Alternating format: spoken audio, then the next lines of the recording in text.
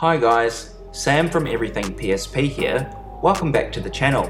Today we're counting down my picks for the top 10 hidden gems on PSP.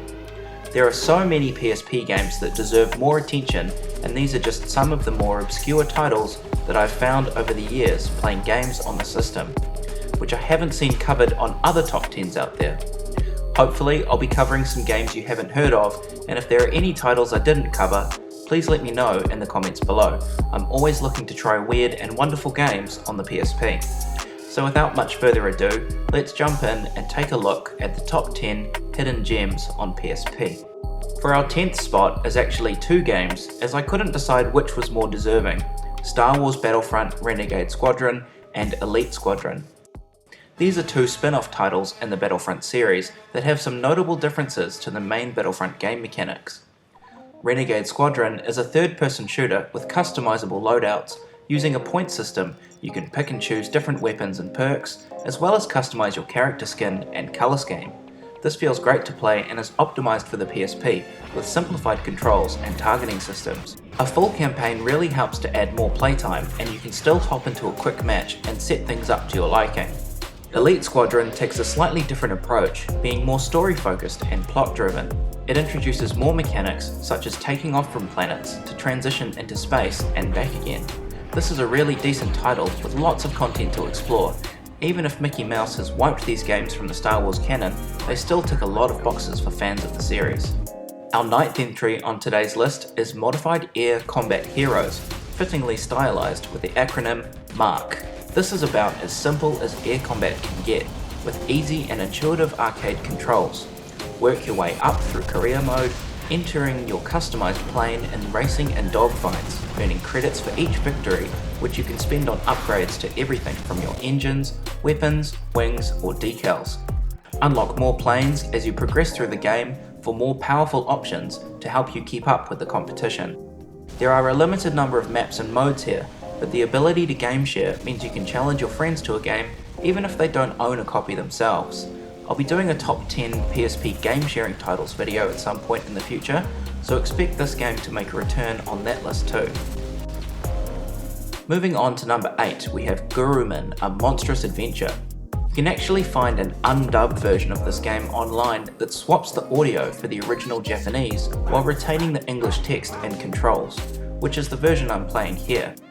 This is a fun and unique adventure game with emphasis on action through real-time combat.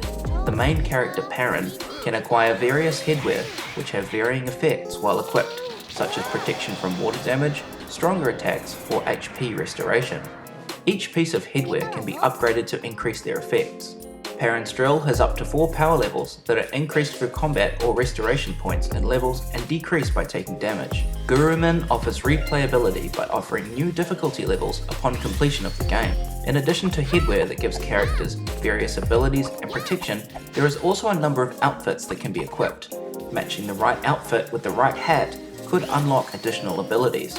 With beautiful set design, a compelling story, and quirky characters, I definitely recommend checking this out.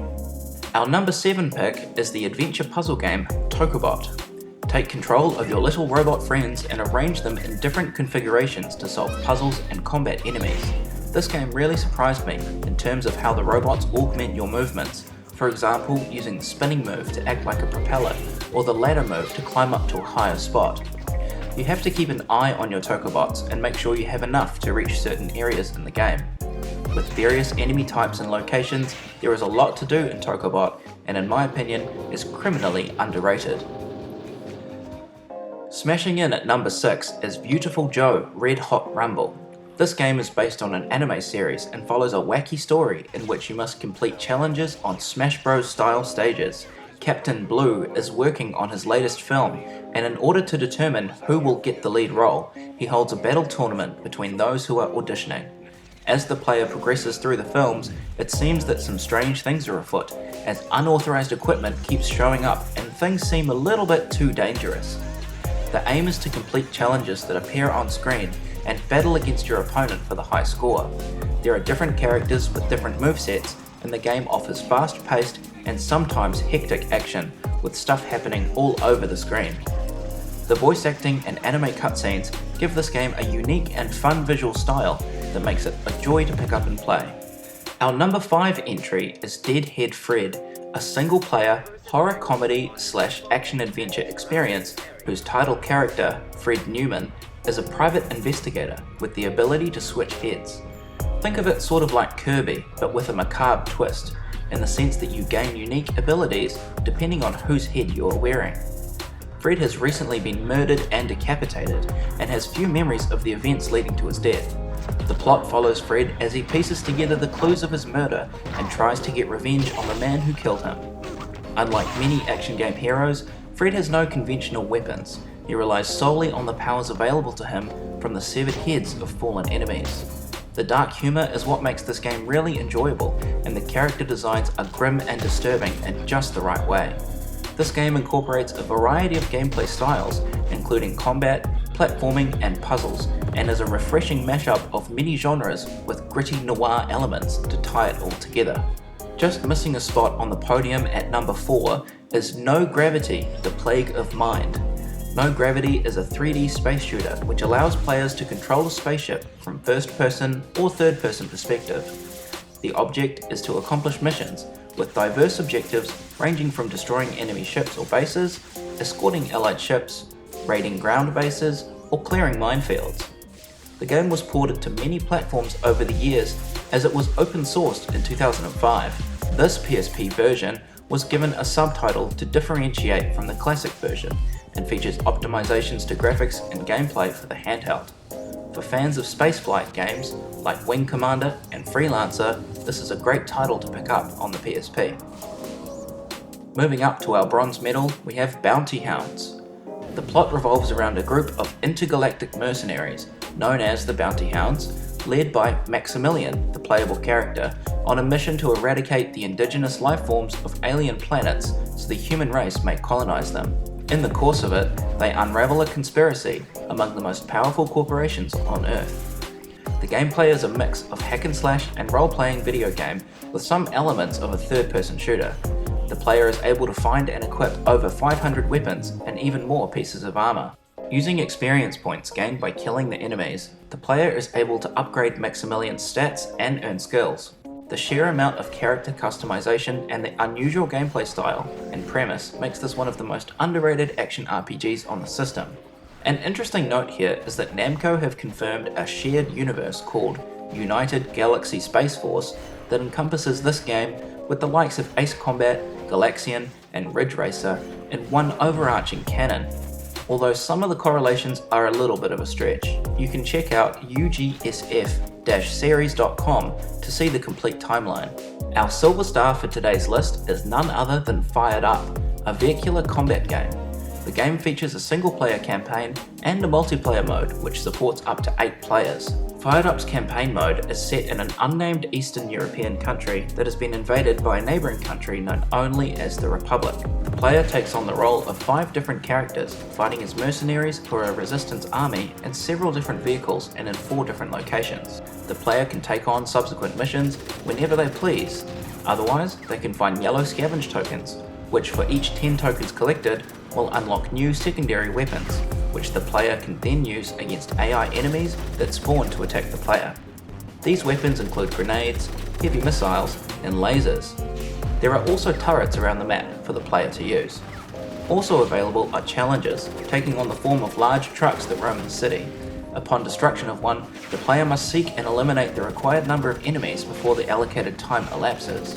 For every level of challenge complete, more and better health and armor pickups will spawn for the player to collect. As I mentioned, Fired Up features a multiplayer mode which supports up to 8 players through ad hoc. The host can choose a variety of maps and game modes. Prior to the game starting, players can choose their preferred vehicle. The selection of vehicles includes Resistance and Republic vehicles from the campaign mode. The game modes available are quite diverse. You have your classic team deathmatch, a straight-up vehicular brawl in which weapons vary on the map, with which the players can use against their opponents. Then there is Team Capture the Flag, in which players must grab the enemy's flag and return it to their base to score a point. You have King of the Hill, where a point is to be contested by all players and the winner is the one who has stayed on the hill for the longest. In Bomb the Base, players must pick up explosives spawning randomly across the map and deliver them to the enemy's base. Ownership of bombs are carried over to players who kill enemy bomb carriers. Assimilation is a zombie-style mode where all players begin infected but can find and pick up antidote to cure themselves. The infected must then reinfect the remaining survivors. The last remaining player standing wins. In race mode, the map is modified into a circuit and the first player to cross the finish line is the winner. Along the way are items for the player to use, but they may help or hinder the player in some way. Also included on the disc are 2 game demos, Wipeout Pure and Medieval Resurrection. The sheer amount of gameplay options for both single and multiplayer modes is great, and you're guaranteed to have a blast with this one. Interestingly, it's derived from a 2002 PS2 online-only game called Hardware Online Arena. There was also DLC available for this game, which you may still be able to find somewhere online. This added new maps and vehicles to the already impressive roster. Another great bonus is the game sharing feature, which allows owners of the game to provide a limited version for those who do not own a copy. This lets you play multiplayer with friends even if they don't own a copy of the game, so there's no excuse not to get fired up. Alright then, so as has become standard practice, before we reach our number 1 spot, we have a couple of honourable mentions. In Rengoku 2, The Stairway to Heaven, the player controls Adam, a battle android, as he fights his way up a tower with 8 floors, the first 7 named after the 7 deadly sins. It offers a sad, twisted love story and features over 300 weapons, downloadable maps and items, as well as wireless multiplayer for up to 4 people. Sorry to disappoint any Led Zeppelin fans, but Rengoku 2 The Stairway to Heaven is actually based on the classic works of Dante Alighieri's The Divine Comedy, more widely known as Dante's Inferno. Wendigoon has a fantastic video explanation of Dante's Inferno that I'll link here in the corner for those who are interested in this ancient tale. Another well-kept secret comes in the form of split-second velocity. In Split Second, players take part in a fictional reality TV program where participants race for money and fame. Throughout a race, players can build up their power play meter by performing stunts such as jumps and mid-air overtakes and precision driving such as drafting opponents and drifting. As the player builds up their meter, special events can be triggered which create obstacles for other players, open up shortcuts, or alter an entire section of the racecourse. You have to keep your wits about you, as these triggers are also activated by the AI opponents. Such events range from shockwave-inducing explosions to buckling highways and dam breaches. The severity of the events available to trigger varies depending on how full the player's meter is. The level 1 events become available when 1 or 2 of the 3 segments of the bar are full, and the level 2 events can only be triggered upon a full bar. Event locations and the vehicles they will affect are highlighted with blue icons for the level 1 power plays and red icons for level 2. The player must time the actions accurately in order to hinder his or her competitors as much as possible.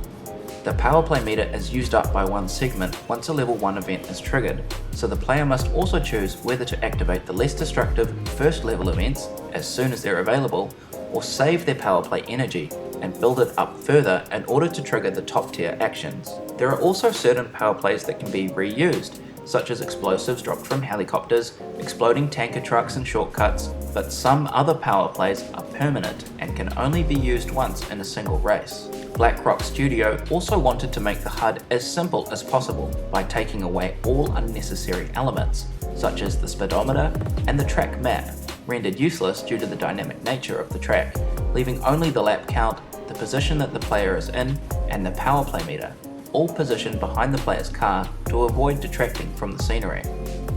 Compared to the original release, the PSP version of the game features, among other changes, an extra track based on the docks environment. The track, simply called the docks, is a composite course that takes the drivers through areas from each of the 3 other dock environments courses in a single lap. The PSP version also adds new gameplay modes that offer variants on the core game, such as drifting around the training course to earn points. It also offers some changes to the game itself, such as revamped physics to make driving easier on the PSP.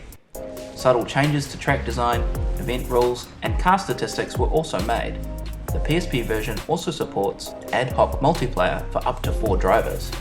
Now with those out of the way, it's time for the big one, and our number 1 gold-plated all-time hidden gem on the PSP has to go to Final Fantasy Type 0.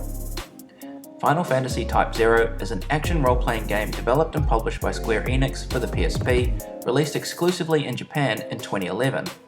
Type 0 is part of the Fabula Nova Crystallis subseries, a set of games sharing a common mythos, which includes Final Fantasy XIII and Final Fantasy XV. The gameplay, similar to Final Fantasy VII Crisis Core, has the player taking control of characters in real-time combat during missions across Orients. I'll probably botch some of the pronunciation here, but the story focuses on Class 0, a group of 14 students from the Vermilion Peristylium, a magical academy in the Dominion of Rubrum. When the Militesi Empire launches an assault on the other crystal states of Orients, seeking to control their respective crystals, Class 0 is mobilized for the defense of Rubrum. Eventually, the group becomes entangled in the secrets behind both the war and the reason for their existence. The setting and presentation were inspired by historical documentaries, and the story itself was written to be darker than other Final Fantasy titles. Initially designed to provide players with easy access to the Fabula Nova Crystallis universe, it received praise for its story and gameplay. There is so much lore and gameplay here that I really can't do it justice in this video alone, so I'd recommend checking it out for yourself and reading into some of the lore on the Wikipedia page if you're interested in the more complex nuances of the story and the development process behind bringing this absolute beast to the PSP. Being a Japan-only release, it was only available in Japanese language until recently, where an English patch version was created. For viewers on custom firmware, if you search on cdromance.com for Final Fantasy Type 0, you'll see an option for the English patch version, which is the version I'm playing in the video here for you now. This is also where you can find the undubbed version of Gurumin that I reviewed earlier in the video. And that wraps up our list for today. Thank you guys for tuning in to Everything PSP. I had a lot of fun putting this one together, as one of my favourite things about the PSP is the seemingly endless variety of different games that were developed for the system. Why don't you let me know what some of your favourite hidden gems are? Leave your comments and opinions below. I'd love to hear what you guys think. Please consider leaving a like and subscribe to the channel to stay notified of future releases. Once again, thank you for watching, and I'll see you next time. Oh, not bad at all. Well, this idea might be going over the edge. I can help Oh, with your little problem. Sprocket? Right. Well, I like it. That's when I decided that the next star would be determined by a competition between the heroes.